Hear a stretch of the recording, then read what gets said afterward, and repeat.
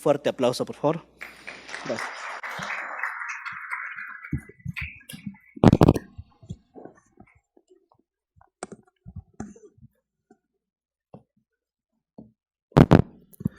Bueno, buenas tardes con todos. Muchísimas gracias por su masiva asistencia.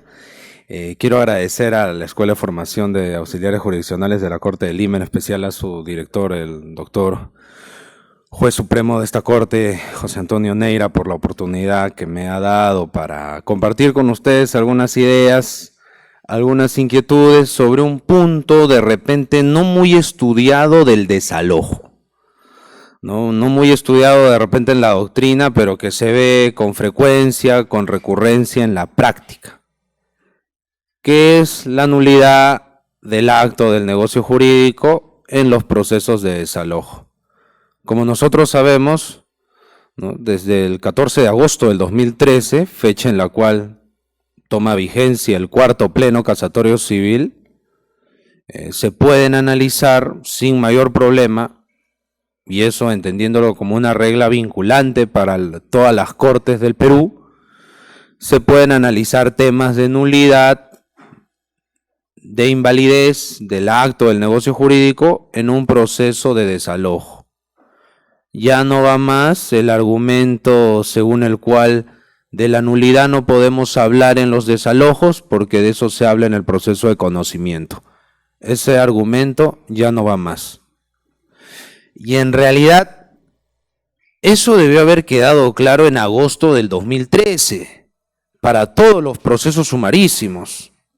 Sin embargo, siguió despertando inquietudes, siguió generando dudas, hasta enero de este año que salió el 9º Pleno Casatorio Civil, que también establece, ¿no?, unas reglas vinculantes para otro proceso sumarísimo, que es el del otorgamiento de escritura pública, ¿no?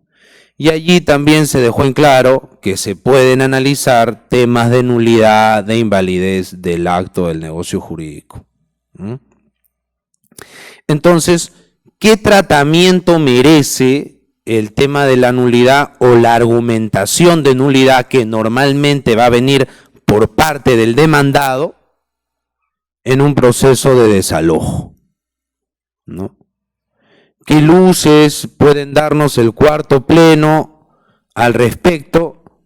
¿Hasta dónde nos puede servir el 9º Pleno Casatorio también para resolver esa inquietud o esas inquietudes? De eso va a tratar mi intervención de hoy, colegas. El siguiente, por favor. Antes de eso, de manera general, de verdad que aprovecho para comentar este temita cada vez que puedo, no me voy a tardar más de 5 minutos. Cuando hablamos de un pleno casatorio, hablamos de la necesidad de uniformizar la jurisprudencia en el Perú, ¿no? Porque muchas veces sucede, y ese es un problema que se ha sentido desde la Corte Suprema, cada vez que se organizan plenos nacionales, jurisdiccionales, que casos iguales se resuelven de forma diferente, ¿no? De repente uno tiene un caso, le hacen la consulta y la respuesta puede ser, pues, bueno, un caso igual en Tacna lo ganamos, pero en Tumbes lo perdimos, ¿no? Y bueno, en Lima, ¿qué irá a pasar? Pues vamos con fe, ¿no? Entonces, ciertamente, no proyectar de esa forma los procesos, la solución de los casos, no es conveniente, no es adecuado. Entonces, si bien es verdad que los textos, las disposiciones legales, las normas, se pueden interpretar de diferentes maneras, de diferentes formas, y eso explica que los jueces las mismas normas las apliquen de forma diferente en cada corte, si bien eso hasta cierto punto es inevitable, de todas maneras eso se tiene que bajar de alguna forma. Se tiene que tratar de homogeneizar la jurisprudencia de algún modo. Nuestro sistema jurídico para los temas civiles establece 2 mecanismos: el pleno casatorio civil y el pleno jurisdiccional civil. Del pleno casatorio se ha escrito un montón, todo el mundo presta atención, pero ni siquiera el pleno casatorio en general, sino pleno por pleno. Los plenos abordados, estudiados individualmente en relación al tema que tocan. Pero la figura genérica del pleno hay muy pocos estudios. Tanto el pleno casatorio, ni qué decir del pleno jurisdiccional, ¿no? Y sobre este último, del pleno jurisdiccional, solo habría que dejar sentado lo siguiente, creo yo, colegas, en este momento.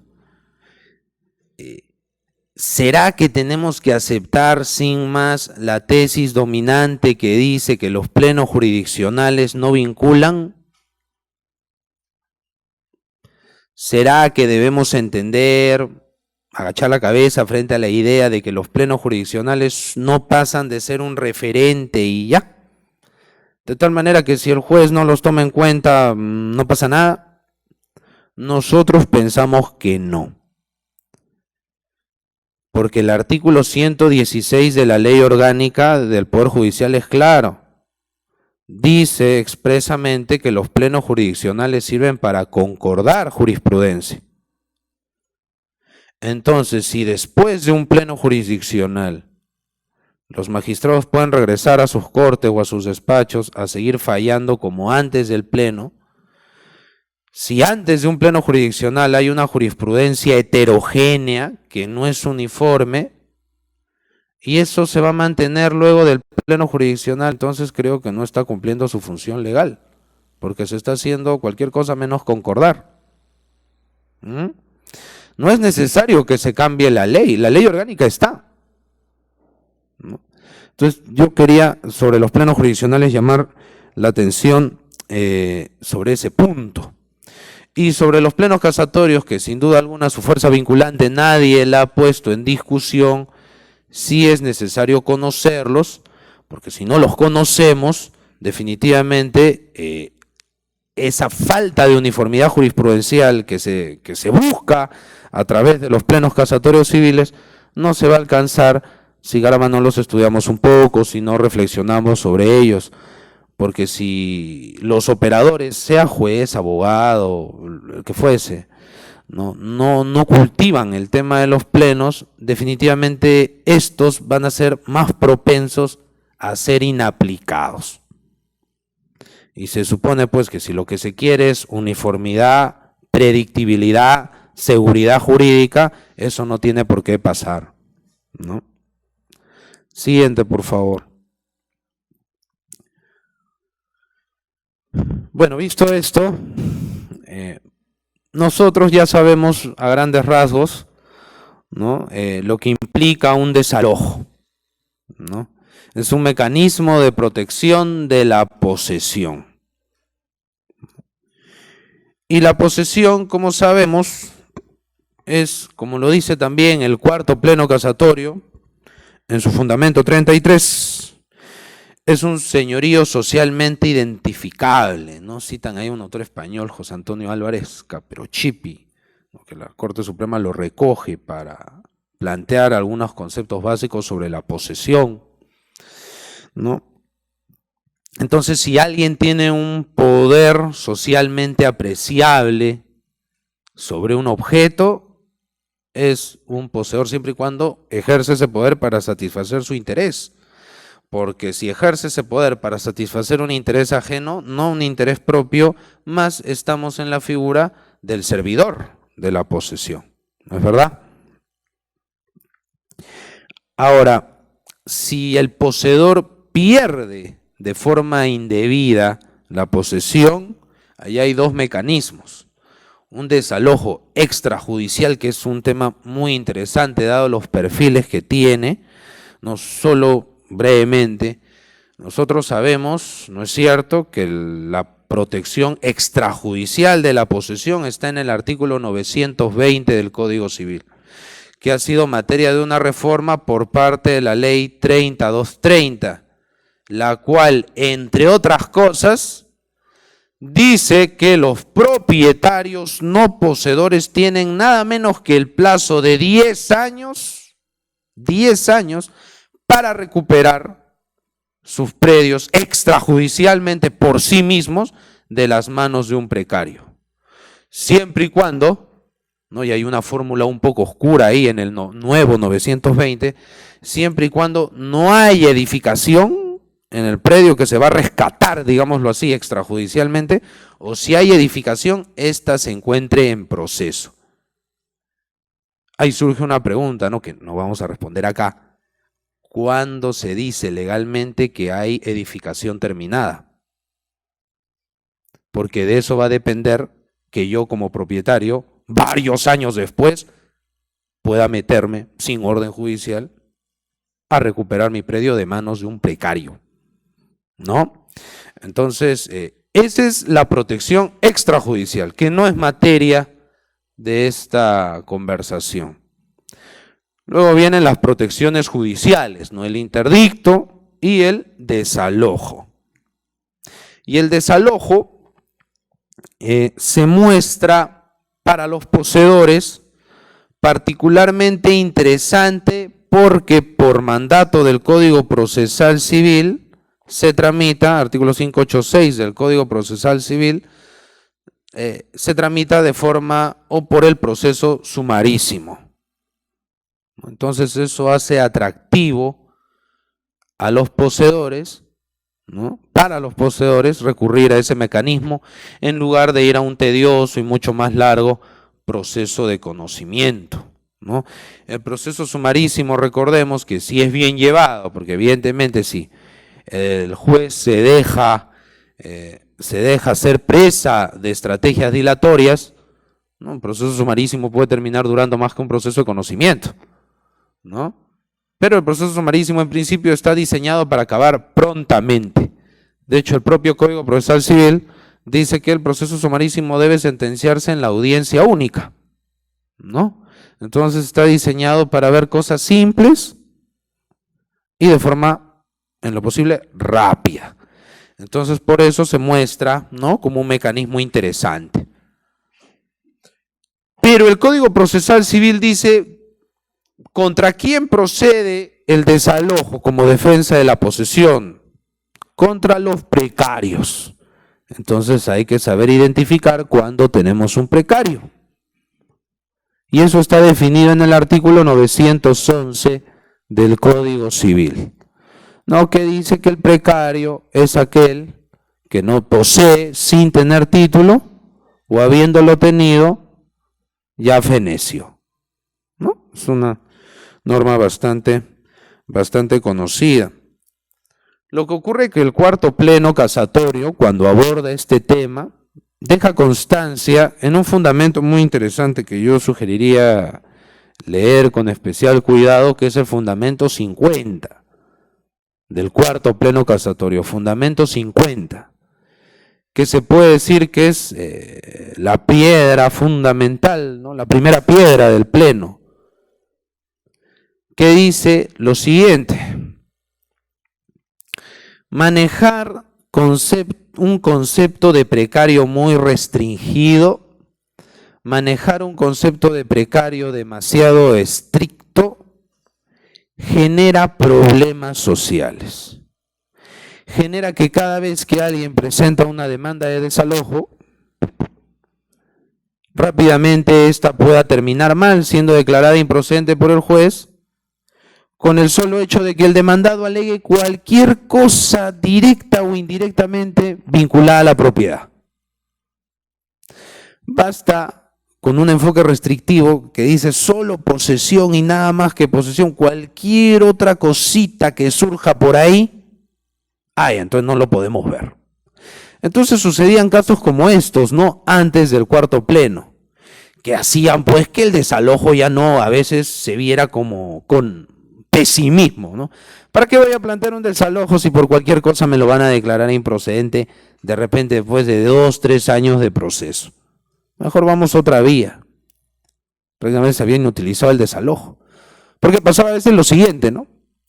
Se demandaba a una persona por desalojo y el demandado pues ya no tenía en ese momento ningún título para poseer. O si tenía de repente un usufructo, un contrato de arrendamiento, ya había vencido el plazo, o sea, no tenía nada.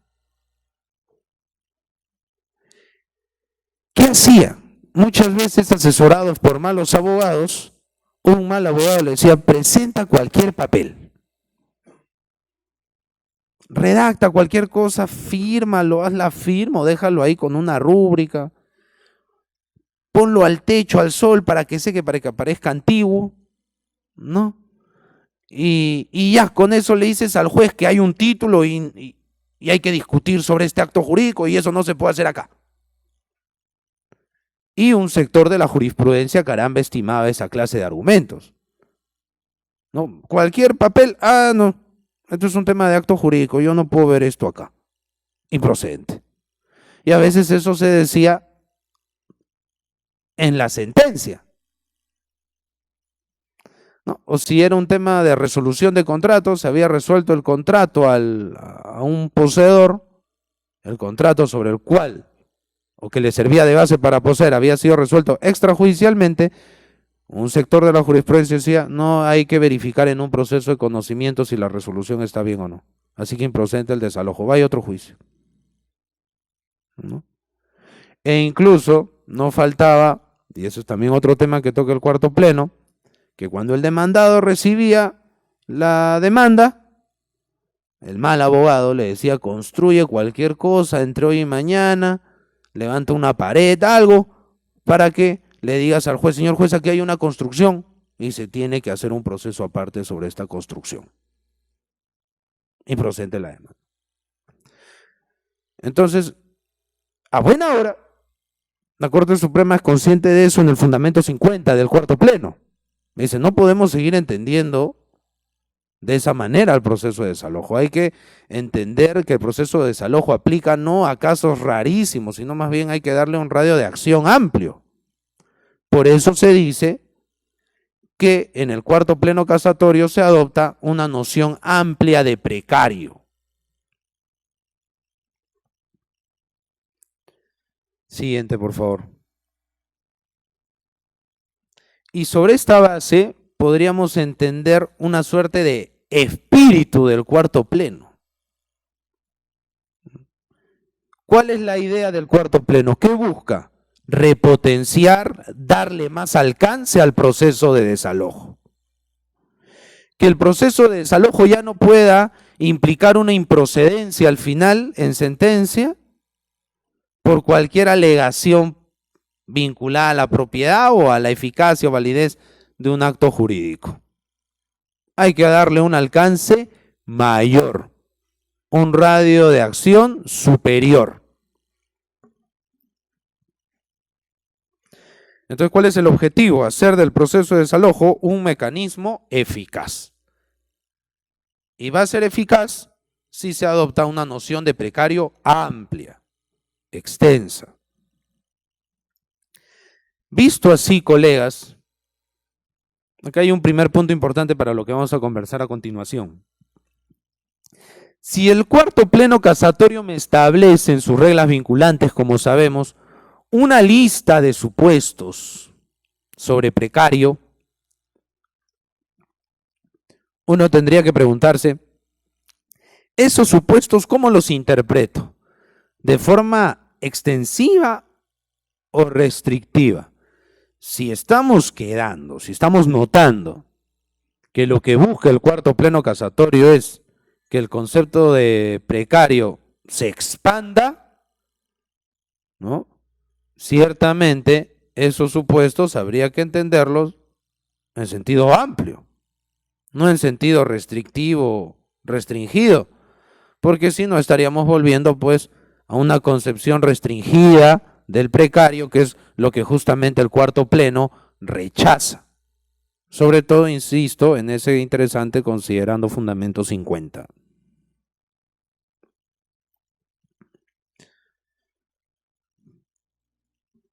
Otro punto importante es que en el cuarto pleno casatorio queda establecido que lo que está en juego, ¿no es cierto?, es el derecho de posesión, no la propiedad.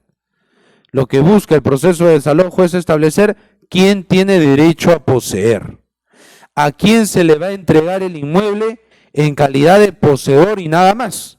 Podría decirse que es una entrega, entre comillas, transitoria, porque no se está declarando propiedad. Esa es otra regla importante. Pero me permito reiterar, colegas, que para el cuarto pleno casatorio, cada uno de esos supuestos que están en las reglas vinculantes de este fallo deben ser interpretados en un sentido amplio, por un tema de coherencia. Siguiente, por favor.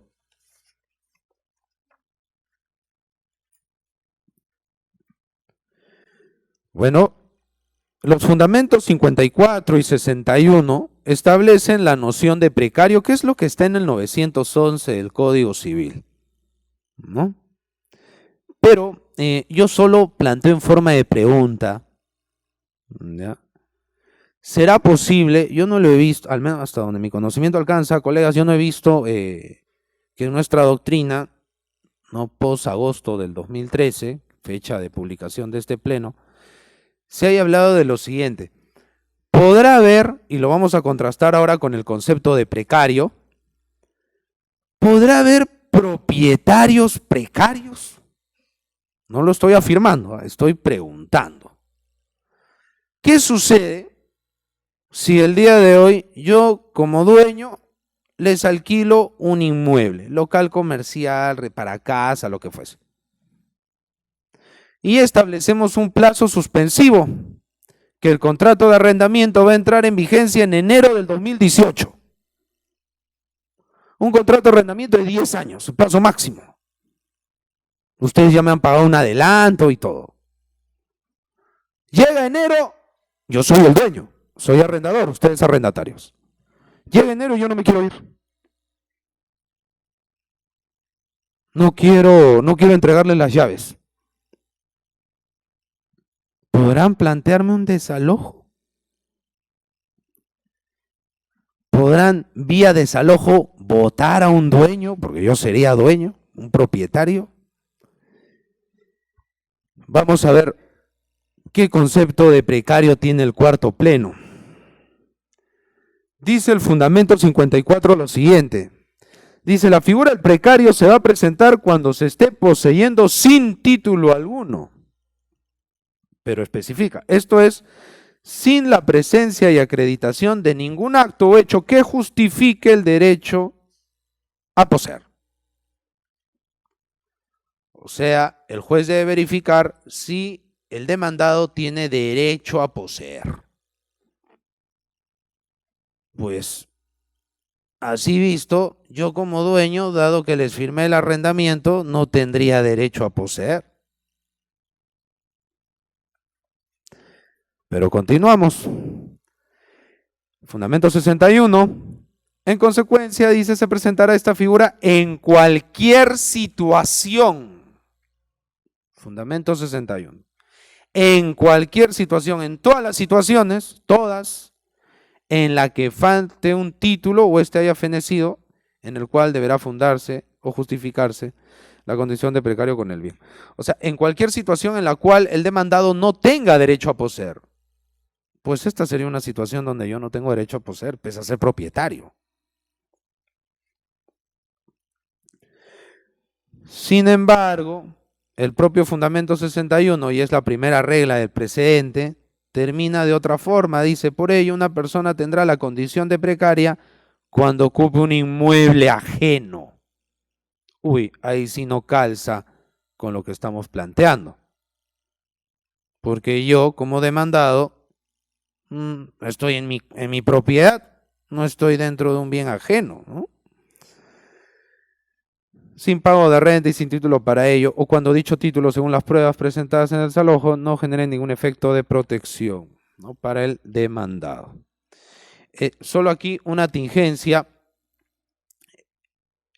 El precario ha ido evolucionando en su conceptualización.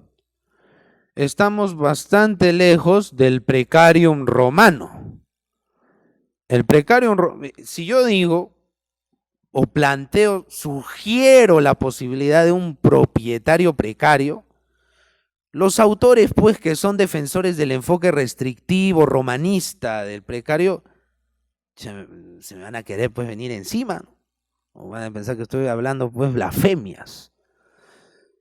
Pero lo cierto es que nuestro Código Civil se ha alejado del concepto de precarium romano. El precarium romano, solo para hacer un pequeño recordatorio, es aquel que posee por gracia, por liberalidad o tolerancia del titular del derecho, del titular del bien. El supuesto clásico era el del familiar, ¿no? Que iba donde el pater familias, no tengo dónde estar, puedes darme alojamiento, puedes ayudarme. Y el pater propietario decía, claro, quédate.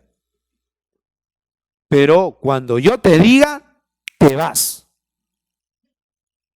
Ese es el precarium. Muy, muy similar, sé que todos lo estamos pensando, el comodatario.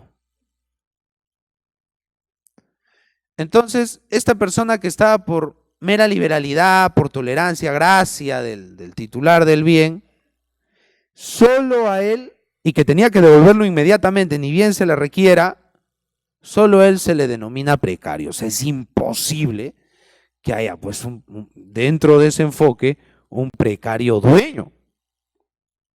¿No? Como lo acá, la pregunta que he hecho, pues, sería inaceptable, ¿no? No debería caber la posibilidad de pensar en ello. Pero lo cierto es, colegas, que el código, insisto, el 911, el Código Civil, se ha alejado de ese concepto. Y la verdad que se haya alejado no me parece un sacrilegio como algunos han pensado, ¿no? O que se tenga que tener la necesidad de entender al Código Civil conforme a la tradición histórica, ¿no? No estamos en la época antigua de los romanos para seguir tributándole honores a un concepto que manejaban ellos, ¿no?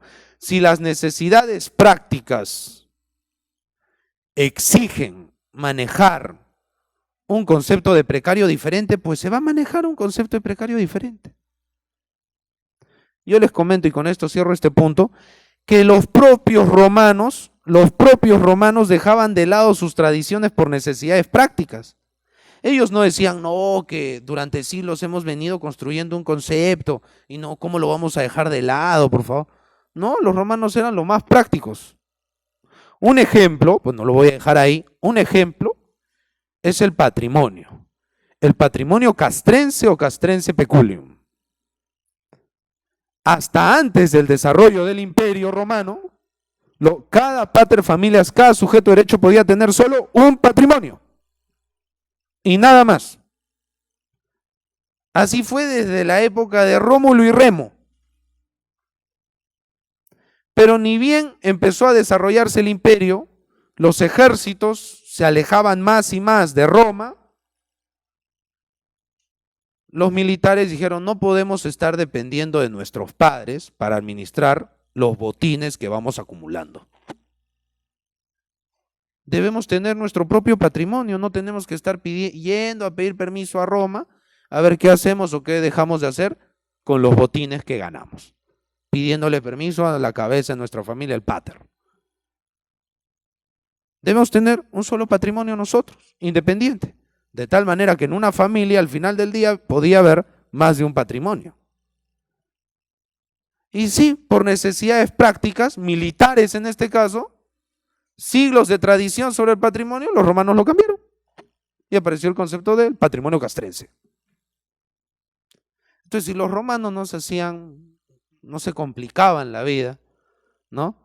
Para modificar un concepto que nosotros en el siglo XXI, que tenemos que respetar el derecho romano, pues la verdad que si ellos mismos en esa época cambiaban según sus necesidades prácticas, pues nosotros con mayor razón. Así que si cabe hablar de propietarios precarios para defender el derecho a poseer, pues no creo que no debería ser tan escandaloso eso, sino todo lo contrario. Siguiente, por favor. Muy bien. El fundamento 63 del cuarto pleno replica, ¿no? Establece lo mismo que el precedente vinculante 5.3 de este pleno, que se refiere a la nulidad del acto o negocio jurídico, ¿no? Y en buen romance dice que en el proceso de desalojo sumarísimo cabe analizar, cabe evaluar la nulidad, pero no cualquier nulidad, la nulidad manifiesta, la nulidad evidente, patente, que salta a la vista. De esta manera, si no hay una nulidad evidente, el juez va a negar efectos al acto jurídico, se entendería que no. Al menos el cuarto pleno en su versión original. Dice, si en el trámite de un desalojo, el juez de la causa, del análisis de los hechos y de la valoración de los medios probatorios aportados por las partes, advierte la invalidez absoluta y evidente del título posesorio, conforme lo prevé el artículo 220 del Código Civil, solo analizará dicha situación en la parte considerativa de la sentencia al exponer las razones que justifican su decisión y declarará fundada o infundada la demanda de desalojo por ocupación precaria, dependiendo de cuál de los títulos presentados por las partes para sustentar su derecho a ejercer la posesión del inmueble es el que adolece de la nulidad manifiesta. Entonces, en resumen, puede analizarse la nulidad siempre y cuando sea una nulidad evidente, patente. De este modo, si el juez considera que hay nulidad a secas, no debería negarle fuerza al título. Si yo presento una demanda de desalojo y el demandado dice, el título del demandante es nulo por tales y cuales razones, no basta que el juez diga, parece que es nulo, ¿no? Es que no me habla de cualquier nulidad, me habla de la nulidad manifiesta, la nulidad que está específicamente prevista en el artículo 220 del Código Civil, no de otra, no de otra. Entonces, a primera vista podría decirse, basta con que quepa duda razonable sobre la validez del acto jurídico, el juez no va a decir nada, lo va a tratar como válido y eficaz. Porque si hay duda sobre la validez, entonces no podemos decir que hay una nulidad evidente, indiscutible y patente, ¿no? Evidentemente también puede analizarse no solo del demandante, sino del demandado. Yo como demandante sostengo, señor juez, el demandado tiene un título, pero ese es nulo y lo cuestiono. También el juez no va ligeramente a decir, bueno, sí, no tengo la impresión de que es nulo, no me convence. Voy a negar el título del demandado. No es así. Ese no es el razonamiento. Si se va a hablar de nulidad, tiene que ser la nulidad evidente, patente, no sospechas. Y no basta con que el juez se convenza de que hay nulidad, sino que, repito, insisto, se trata de una nulidad específica, la manifiesta. Ahora viene el problema, ¿no? Si el cuarto pleno, y era lo que conversamos hace un ratito, por eso yo había reparado en ello, colegas, si el cuarto pleno parte de una noción amplia de precario, de tal manera que los supuestos de precariedad deben interpretarse en un sentido amplio, ¿cómo interpretar la nulidad manifiesta? Si uno es coherente con lo que estamos conversando, debe interpretarse en sentido amplio. Pero hay un problema. El artículo 220 del Código Civil que regula el tema, y la doctrina es unánime en esto, sostiene que la nulidad manifiesta y su declaración es un fenómeno excepcional. Entonces, allí hay un contraste. Por un lado, un pleno casatorio que exige, con razón, insisto en eso considerando fundamento 50, que no puede entenderse el precario en márgenes estrechos, pero por otro lado tengo al Código Civil que me condiciona y me exige que la nulidad manifiesta la entienda en un sentido restrictivo.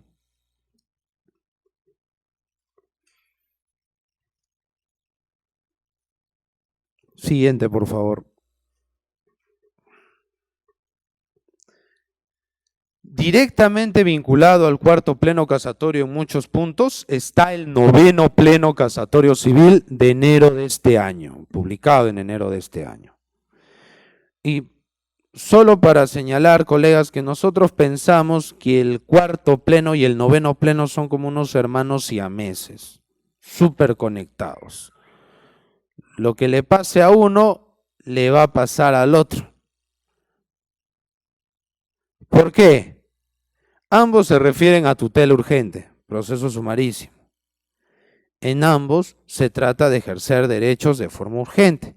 En el caso del noveno, el derecho a solicitar la formalización, la escrituración de un acto jurídico, de un contrato. Y en el cuarto pleno, el derecho a poseer. No hay muchas diferencias, en realidad es prácticamente similar o semejante. Entonces lo que uno interprete del noveno pleno es perfectamente aplicable al cuarto pleno. ¿Y qué impacto entonces habría generado en el tema que estamos conversando el noveno pleno casatorio civil? ¿Qué influencia ha tenido en los procesos de desalojo este pleno del otorgamiento de escritura pública? Mientras que el cuarto pleno casatorio expande el radio de acción del proceso de desalojo, pues exactamente lo mismo hace el noveno. Porque en el noveno pleno, como habíamos comentado al inicio de esta charla, resuelve la pregunta: ¿podemos analizar temas de invalidez, ineficacia en los procesos sumarísimos de otorgamiento? Y la respuesta del pleno casatorio es sí. Entonces, así como el cuarto pleno expande el radio de acción o busca expandir el radio de acción del proceso de desalojo, el noveno pleno hace lo mismo con otro proceso igualmente sumarísimo, el proceso de otorgamiento de escritura pública. Pero incluso el noveno va más allá, colegas, y ahí está la incidencia que tiene en la octava regla el noveno pleno sobre el cuarto. El cuarto pleno en su versión original decía: el juez puede evaluar temas de nulidad manifiesta.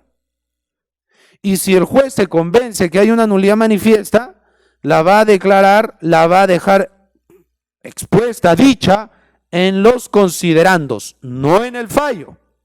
En el fallo nunca, por respetar el principio de congruencia. Pero el noveno pleno casatorio, ¿no?, dándole o resaltando los aspectos de cognición del proceso sumarísimo, va más allá. Y modificando el cuarto pleno dice: no, el juez va a declarar la nulidad manifiesta en el fallo. O sea, podríamos decir en términos sencillos que si el cuarto pleno extiende el radio de acción de un proceso sumarísimo, el noveno pleno extiende más. Porque le da un poder de declarar nulidades que no han sido peticionadas. Porque la nulidad manifiesta no se pide en el petitorio, pero igual el juez, previo contradictorio entre las partes, igual va a poder declararlo.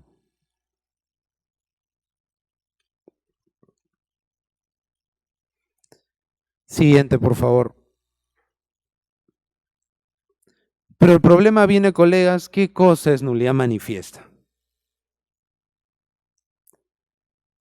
No hay muchas luces en estos precedentes vinculantes. Lo evidente, lo notorio, lo palmario, algo puede ser evidente para ustedes y de repente no para mí, y viceversa. Dos casitos muy pequeños sobre esto, porque ya vamos al final, ya vamos a entrar a la parte final de esta exposición, vamos a hablar de unas sentencias en casación, pero para detenernos un poco sobre este concepto clave, que es la nulidad manifiesta. Reiterando, recordando, sin el ánimo de caer espeso, que solo nulidades manifiestas son las relevantes en los desalojos, ni otro tipo de nulidad no. Hace unas semanas estuvimos con los señores jueces de Tacna en un conversatorio y un juez civil de allá planteó el siguiente caso. Dijo que tenía un proceso no de desalojo, sino de otorgamiento de escritura, pero tiene que ver con la nulidad manifiesta. El demandante había presentado, ¿no?, una minuta pidiendo pues el otorgamiento de escritura para esta compra-venta, era una minuta de compra-venta de una finca. Y el demandado presentó una denuncia penal del fiscal. El fiscal había formalizado denuncia por la falsificación contra el demandante. Y hay 2 pericias más en el sentido de que había falsificación. Entonces el magistrado comentaba, ¿eso será un supuesto de nulidad manifiesta? ¿No? Y otro caso, segundo y último caso, que se ventiló en la Corte de Lima Este. Una señora demanda el desalojo, titular registral, y le dice al juez desde el inicio, ¿no?, que tiene un demandado, un precario que dice tener un título, pero ese título es solo una fotocopia. La fotocopia de una minuta legalizada. Repito, no he dicho copia legalizada, he dicho copia de una minuta legalizada. O sea, lo que tiene el demandado al final es simplemente una fotocopia. ¿Qué más hay? Que como el anterior dueño que le vendió el inmueble a la demandante, ¿no?, dice, yo supuestamente a ese precario le vendí, y él muestra siempre esa fotocopia como prueba, pero yo desconozco, me falsificó la firma, por eso lo he denunciado. Y en la fiscalía se está tramitando la denuncia. Y en la investigación policial, ¿no?, Código de Procedimientos Penales, no Código Procesal Penal, en la investigación policial, el notario va y dice, yo no puedo dar fe de mis sellos y de mi firma porque están en fotocopia. Y en la investigación policial, ¿qué dice el demandado? Le preguntan por el original. Ciertamente los efectivos policiales le dicen, ¿dónde está tu original? Y él dice, bueno, lo he tenido que presentar a una entidad financiera, lo he tenido que presentar a la municipalidad, a otras autoridades. En su momento lo voy a presentar. Pero cuando contesta la demanda de desalojo, sobre el original dice, se me perdió. ¿Hay nulidad manifiesta o no hay nulidad manifiesta? Ya no basta, insisto, colegas, que el juez diga, esto debe ser nulo. Esa no es la pregunta. La pregunta es, ¿estaremos claramente ante un caso de nulidad manifiesta, no solo de nulidad? En el primer caso de Tacna, el juez comentaba que considero que por el principio de presunción de inocencia no se puede considerar que hay delito, no se puede considerar de forma indubitable que hay falsificación, así que no hay nulidad manifiesta. En este caso de la Corte de Lima Este, el juez de primera instancia dijo, como no tengo el original, yo no puedo pronunciarme sobre originales, no hay nulidad manifiesta. Pero la sala revocó y dijo que sí había nulidad manifiesta, porque la sala de oficio pidió la exhibición, cosa que debió haber hecho el juez de primera instancia, pues parece que al abogado se le pasó, y en la exhibición pues el demandado no presentó nada. Salió a la luz sus versiones contradictorias a nivel de investigación y en el juzgado civil. Entonces los jueces superiores consideraron nulidad manifiesta. Hay una definición que es la 4ª regla del 9º pleno casatorio civil que dice, ¿no?, la nulidad manifiesta es aquella que resulta evidente, patente, inmediatamente perceptible, en suma, aquella que resulta fácil de detectar, sea que se desprenda del acto mismo o del examen de algún otro elemento de prueba incorporado al proceso. La nulidad manifiesta no se circunscribe a algunas o alguna específica causal de nulidad, sino que se extiende a todas las causales del artículo 219 del Código Civil.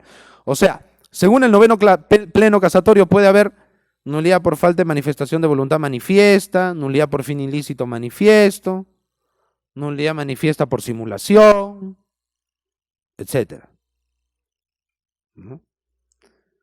Siguiente, por favor.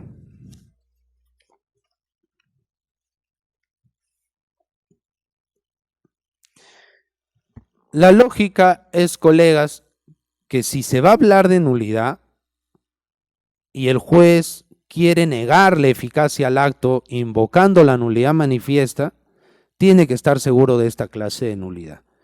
Pregunta, ¿el juez podrá, por otras consideraciones que no sean la nulidad, restarle eficacia a un título en el debate que se arma en un proceso de desalojo? La respuesta es sí, gracias al noveno pleno, o sea, sería de forma indiscutible desde enero de este año. Porque el noveno pleno casatorio, como recordaremos, permite, más que permite, exige al juez evaluar la eficacia de los títulos. Entonces el juez puede analizar en procesos de desalojo la eficacia de los títulos. O sea, si va a hablar el juez de nulidad, tiene que hablar de nulidad manifiesta.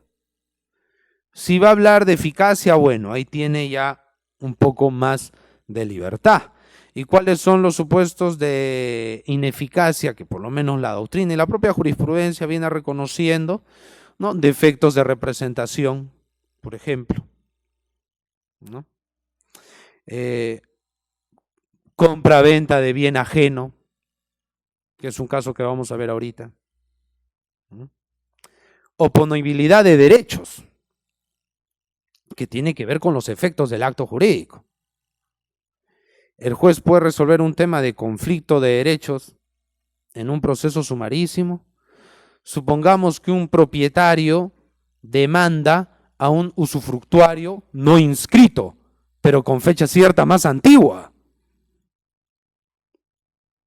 Claro que sí. De hecho, haciendo memoria, oponibilidad de derechos se puede ver en los sumarísimos de desalojo, porque el propio cuarto pleno habla del 1708 del Código Civil, que dice que el arrendatario no inscrito pierde ante el propietario inscrito, que el arrendatario no inscrito resulta precario frente a un propietario inscrito.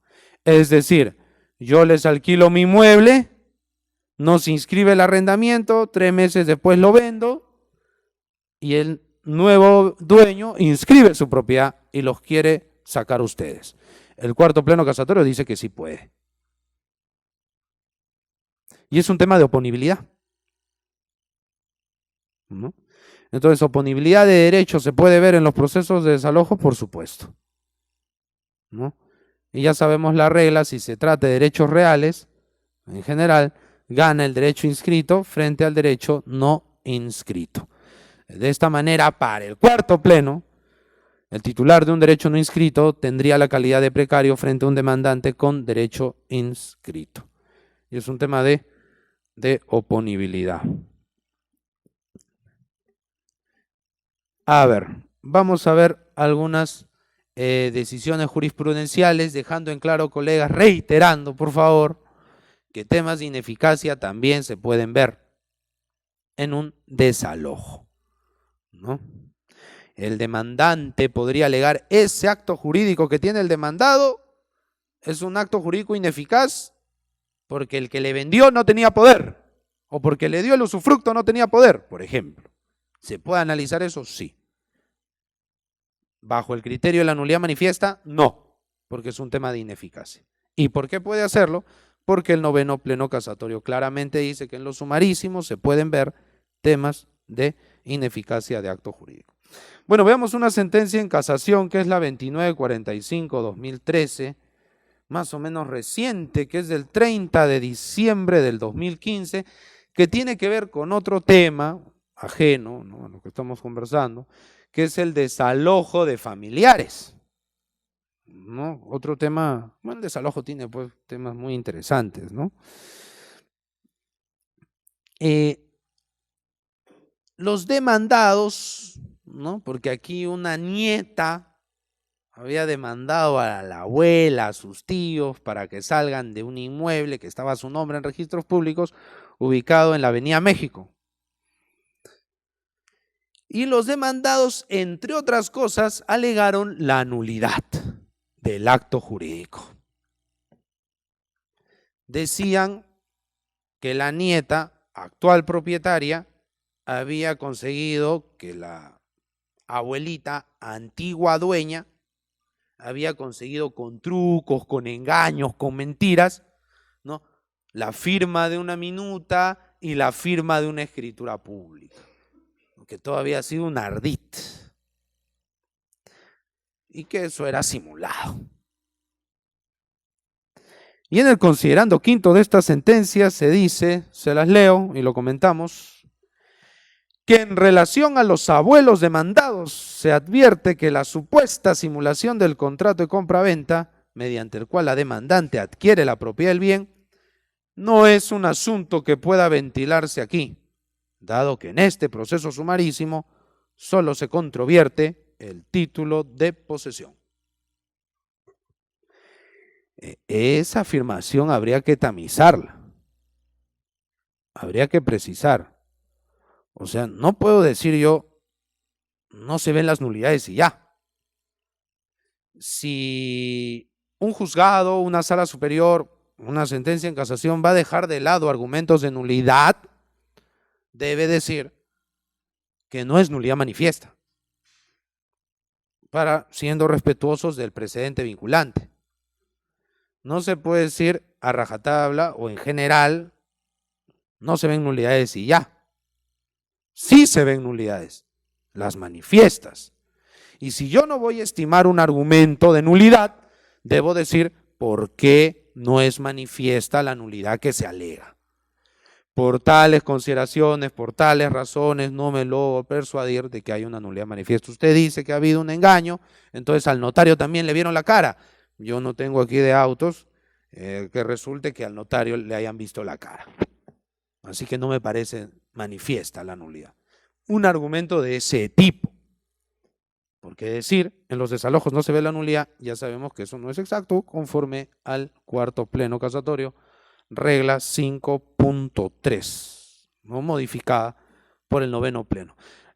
Recordemos, precisando, reiterando, que lo único que cambia el noveno pleno en relación al cuarto pleno es que mientras en la versión original del cuarto pleno la nulidad solo se menciona en los considerandos, ahora no, también puede ser, o tiene que ser, perdón, en el fallo. ¿De acuerdo? Siguiente, por favor. Bien, a ver.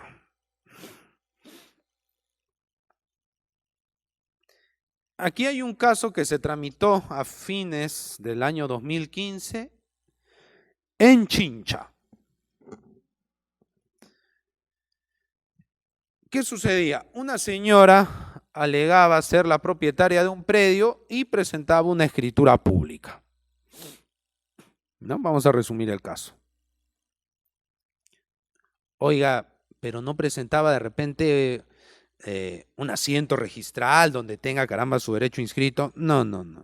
Solo presentaba, aquí me ha vendido el dueño, acá está la escritura pública, o el testimonio, ¿no? De escritura pública, desalojo. El demandado, demandada, fue declarada rebelde. Pero entre otras cosas, de esa sentencia llama la atención lo siguiente, ¿no? Que es del juzgado civil transitorio de Chincha. Bueno, ya dije la judicatura. No me vaya a odiar la jueza. Para el amparo de la pretensión de desalojo por ocupación precaria debe acreditarse única y exclusivamente A, el derecho de propiedad, y B, la posesión sin título del demandado. Y cita la casación 3330 del año 2001. Si bien, hay que decirlo, esta sentencia en primera instancia hace alusión al cuarto pleno casatorio civil, las premisas de cómo entender la precariedad no son exactas, porque lo que está en juego en el desalojo es la posesión, no la propiedad, es la posesión. Entonces, traer a colación esta sentencia en casación no parece muy oportuno, porque todas las sentencias de todas las instancias que tengan que ver con desalojo deben construirse en base a la sentencia del cuarto pleno. Las anteriores ya quedan de lado, ¿no? Siguiente, por favor. ¿Qué se dijo? Aquí sí hay un tema muy interesante de esta sala superior de Chincha. Ellos revocan la decisión del juzgado. ¿Por qué? Porque pasa una situación muy interesante. Como sabemos, el rebelde puede apelar. Y en apelación se presenta, ¿no? Y dice, aparte de cuestionar la notificación, que eso sí nadie, parece que ahí la señora se asesoró mal, dejó pasar el plazo, es un sumarísimo, ¿no? Fue declarada rebelde, pero en apelación alega y dice, yo tengo, bueno, soy heredera del titular registral, que ya está muerto. Así se presenta. Y en consecuencia dice, y a partir de esa idea, dice, el título del demandante es nulo. Y el que le vendió a la parte demandante nunca fue dueño de nada. Veamos la historia registral del inmueble. Ese señor no aparece. Y es verdad, yo tampoco aparezco, pero aparece mi padre, que ya es finado. Aquí está, yo acredito mi calidad heredera. Entonces la sala mixta evalúa eso y dice que el título de la demandante no les genera convicción suficiente para concluir que la demandante tenga una legitimidad formal, haciendo alusión a la regla 5.3 del cuarto pleno. O sea, dice que el título de la demandante ante estas alegaciones de la demandada no le causa convicción. Pero con ese razonamiento uno podría interpretar, ¿será que yo tengo que demostrar la validez de mi título en el marco de un desalojo? Según el 5.3 y lo que hemos venido comentando, no parece esa ser la lógica. Si de nulidad se va a hablar, debe quedar de forma indiscutible, clara, diáfana, que hay una nulidad manifiesta. Si no hay nulidad manifiesta, se trata el acto como si fuera válido y eficaz, salvo que se traiga a colación un tema de ineficacia que no fue el caso. Porque la demandada dijo nulidad de acto jurídico. Le ha comprado a gente que no tiene nada que ver, que nunca fue titular de la propiedad. Bueno, eso es causal de nulidad, eso ya lo vamos a conversar en un ratito. Pero cuando se dice que el título tiene que causar convicción sobre su validez, no. No, en el proceso de desalojo no se tiene que convencer, si el magistrado se tendría que convencer de algo es de la nulidad manifiesta, no de la validez. Hay una suerte ahí de inversión indebida de la carga de la prueba. Si yo presento un título, se presume su validez en principio, en el marco del sumarísimo. Y si se va a discutir en base a la nulidad, tendría que ser una nulidad, insisto, manifiesta, ni siquiera cualquier tipo de nulidad. Entonces, ante las preguntas, las partes deben demostrar la validez de su título. Así visto el tema probatorio, no. Les tienen que demostrar la nulidad manifiesta, que es otra cosa. Siguiente, por favor. Y en la sentencia definitiva de este caso, ¿no? Sentencia de casación 1788, publicada, es el último boletín del diario oficial, 3 de julio del 2017, dice allí, sobre este análisis de la sentencia de la Sala Superior, se declara improcedente la casación sin emitir pronunciamiento sobre la decisión de primera instancia, ¿no? Pero se acepta que para la Sala Superior el título de la demandante fue insuficiente e inconsistente. Reiteramos, ¿no? Pensamos, a la luz del cuarto pleno casatorio civil, que lo que está en juego es la nulidad manifiesta, no otra clase de consideraciones, no inconsistencias o insuficiencias, ¿no? Siguiente, por favor.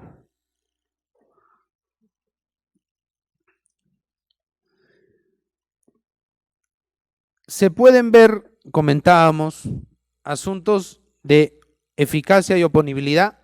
En el caso de ICA que hemos conversado, ahí tranquilamente sobre la huella del noveno pleno, claro, el noveno pleno en ese momento no estaba vigente, ¿no?